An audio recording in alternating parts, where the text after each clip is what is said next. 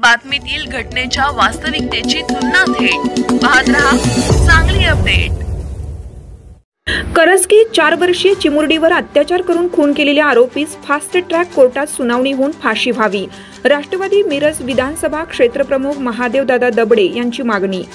जत तालुक्यातील करजगीत एका 4 वर्षीय चिमुरडीवर बलात्कार करून तिचा अमानुषपणे खून केल्याची खळबळजनक घटना गुरुवारी उघडकीस आली।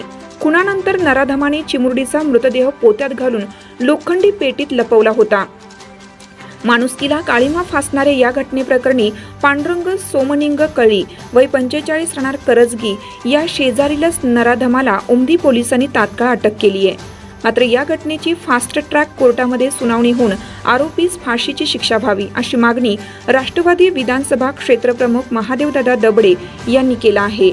या संदर्भात राज्य महिला आयोगासह मुख्यमंत्री, उपमुख्यमंत्री, गृहमंत्री, जिल्हाधिकारी आणि जिल्हा पोलीस अधीक्षकांकडे निवेदनाद्वारे मागणी करणार असल्याचंही राष्ट्रवादी मिरज विधानसभा क्षेत्रप्रमुख महादेवदादा दबडे यांनी म्हटलं आहे।